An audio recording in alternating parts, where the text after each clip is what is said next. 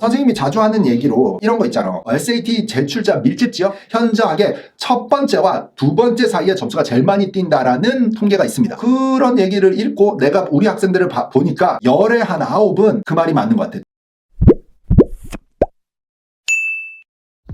반갑습니다, 여러분. 자, SAT를 8월 말에 본 학생들이 꽤 많을 겁니다. 여름에 공부도 좀 했고, 뭐 이제 학년도 올라갔고, 엄마 아빠가 너 시열로 학원 다니니까 시험 좀 가보자 해가지고 갔다 온 사람이든 어쨌든 간에 본 사람들이 많을 텐데 성적이 여러분들은 잘 나왔는지 궁금합니다. 오늘은 그래서 내가 그 8월 말 시험을 보고서 다시 SAT를 또 말어 갈 거면 다음 타이밍은 언제 잡아자 이런 거까지 한번 훑어보려고 해. 타이밍이 참 기가 막히게 이런 시나리오를 짜온 이런 디테일한 모습 짱인 듯 칭찬하면서 자 출발해봅시다. 출발.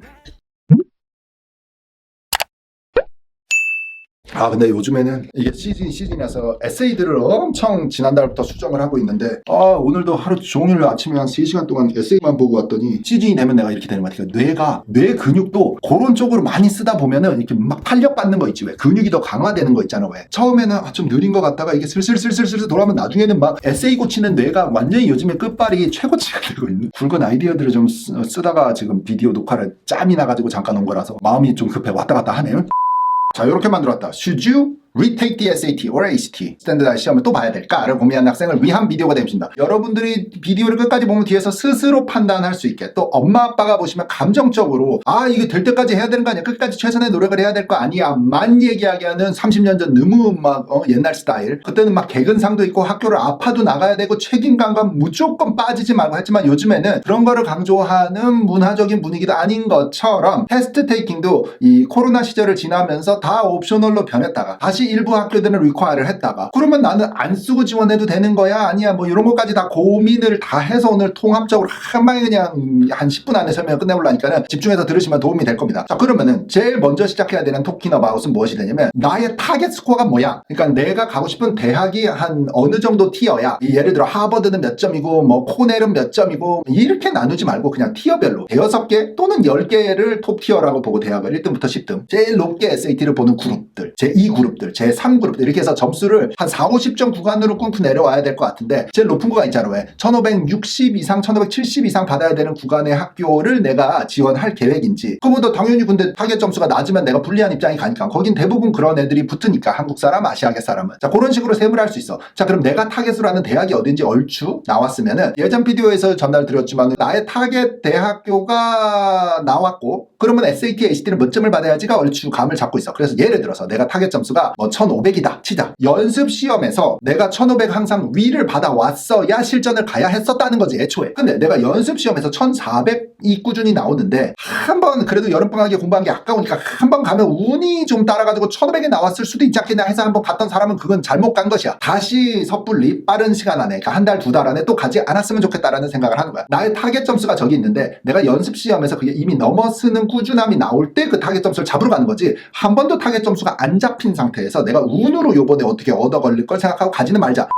자, 그 다음에 나의 다음 갈 때는 몇 점이나 점수가 오를까를 따져봐야 돼. 약간 한 가지 더 고민을 했으면 좋겠는 게 요번에 내 점수와 나의 시험 봤을 때 컨디션과 느낌을 봤을 때 내가 언더퍼폼 했느냐 그러니까는 평상시보다 좀 많이 낮게 나왔느냐 뭐 예를 들어 시험날 내가 배탈이 났거나 몸살 기운이 있었거나 아니면은 왠지 모르겠는데 너무 긴장을 해가지고 머리가 멍했다든지 뚜렷하게 내가 내 컨디션을 제대로 발휘를 못했다고 하면 다음 기회를 또 갈 이유가 한 가지는 되기는 되겠다라는 생각이 있습니다. 하지만 내가 할 수 있는 건 다 한 것 같고 반대로 별로 긴장 안 했고 꽤 잘했다고 생각하는데 점수가 너무 낮게 나왔으면 그러면은 이게 내 실력이야. 그 다음에 또 하나의 시나리오는 내가 언더퍼폼한 게 아니야. 그러니까 시험 본 당일날 집에 와서 엄마 아빠한테 말씀을 드릴 때 시험 열나 어렵던데 지금 점수 잘 안 나올 것 같아 라는 얘기가 있었다거나 뭐 그런 분위기 뭔지 알죠 여러분? 자 그랬으면 시험 자체가 어렵다는 건 내가 아주 훈련을 덜 했다는 거야. 나는 이 타겟 점수라든지 아니면 내가 SAT나 ACT에 대한 준비가 덜 돼 있으니까 한두 달 안에는 요번 학기에는 다시 가는 건 아니지 않나?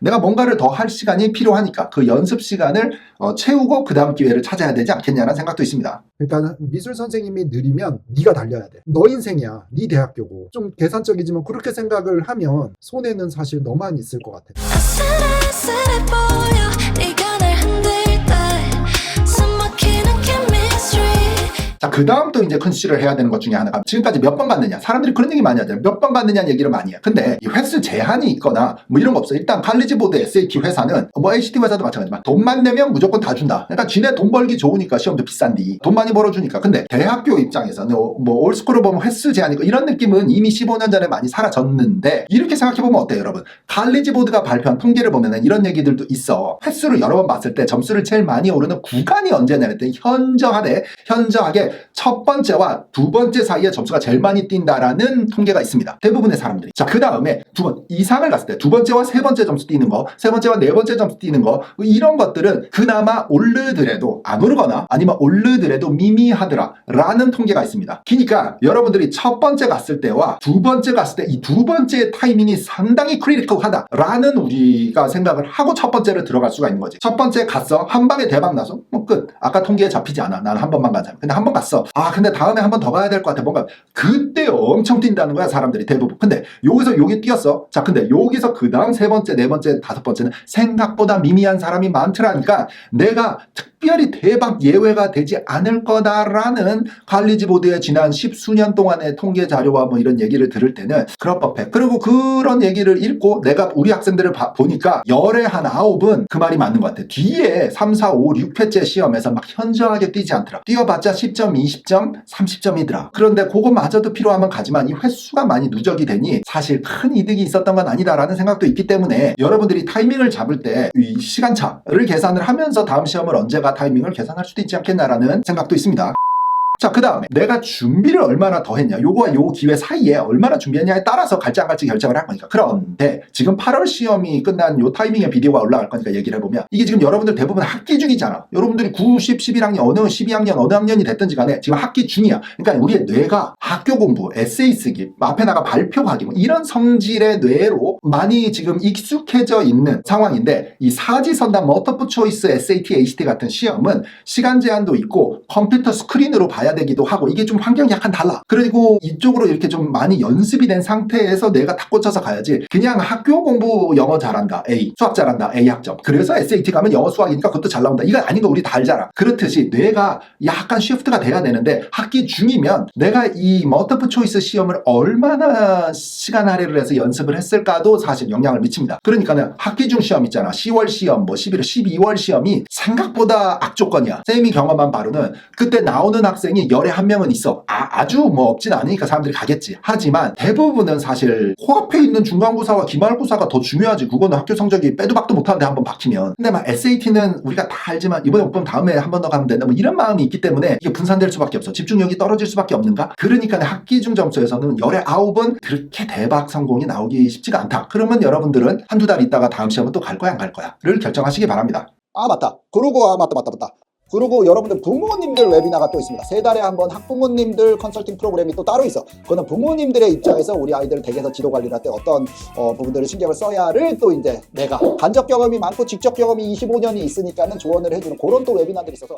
그 다음 하고 싶은 말은 12학년이었다 상상을 하고 선생님이 글을 써본 거는 SAT를 넣었을 때 얼마나 임팩트가 있을까, 꼭 필요한가를 한번 생각해보고 그만할까, 학교 12학년 성적에 집중을 할까도 결정해야 되고, 첫째는 내가 지원하는 학교들이 SAT가 required가 아니라면 학기 중에 잘 안 나온다는 것도 사실 맞는 말인 것 같다면, 내가 준비를 많이 안 했다면, 지금 학교 내신도 따기가 힘들다면, 대학교 원서 쓰기도 바쁘다면, 그러면 12학년인데 그만하자는 생각을 할 수도 있지. 자, 그러면 학교 리스트를 테스트 옵셔널인 학교로 포커스를 해서 한번 도전해보는 것도 지금은 컨시를 할 수 있다는 거고, 또 하나는 내 출신 고등학교가 어디냐가 중요해. 선생님이 자주 하는 얘기로 이런 거 있잖아. SAT 제출자 밀집 지역? SAT를 내 고등학교에 나랑 같이 내부 경쟁자다, 나랑 같은 학년은 많이 다 대부분 잘 받았고 다 내는 그 분위기에서 내 원서도 들어가면 내가 안 내면 똑같은 대학교 심사관이 서류를 읽을 때 사실 비슷비슷하잖아. 우리가 성적도 비슷하고 특별활동도 같은 학교 다녔으니까 비슷하게 했다면 SAT로 그나마 안심을 하고 쟤를 뽑을 확률이 있지, 안 낸 사람을 굳이 뽑으려면 내가 뭔가 썸띵 스페셜을 더 줘야 돼, 더 보여줬어야 되는데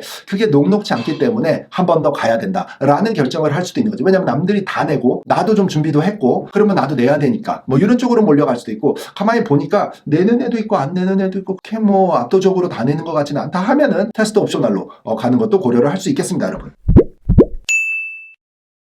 자, 어느 길이 뭐 정답이고 반대쪽 길은 틀리고 이런 거는 아니야. 틀리고 맞고의 문제가 아니라 여러분들이 현재 처해 있는 상황을 보고 나의 조건을 보고 나의 일주일 스케줄을 보고 다음 달 계획을 짰을 때 나의 여유 시간과 나의 노력과 뭐 이런 모든 거 이게 마음먹은 대로 뭐 막 다 하고 싶으면은 해지면 좋겠지. 하지만 사람 일이 그렇게 안 되잖아. 더 중요한 것들을 뭐 우선 처리해야 되고 이런 것들 있으니까 잘 따지셔서 다음 시험을 굳이 가야 되는지, 갈 거면 2달 있다가 가을 시험인지 겨울 시험인지 아니면 내년 스프링 테스트인지까지 넓게 펼쳐서 좀 계획을 짜고 갈 거면 준비하고 가야 됩니다, 여러분. 이게 학기 중에 그냥 학교 공부하다 무방비로 그냥 한번 신청했으니까는 한 주말에 한번 때려보자, 찍어 맞춰지겠지, 이런 건 아닌 것 같아. 날짜를 잡을 거면 열심히 해서 최선을 다해서 이 점수에 증폭되는 폭을 늘려야 되기 때문에 그거까지 타이밍을 잘 해서 계획을 해서 다음번에는 꼭 성공하시기 바랍니다. 선생님 다음 시간에 올게. 여러분들 공부 열심히 하고 테스트도 보게 되면은 운이 따라서 찍은 것까지 다 맞기도 바래. 선생님 다음에 봅시다. 바이바이.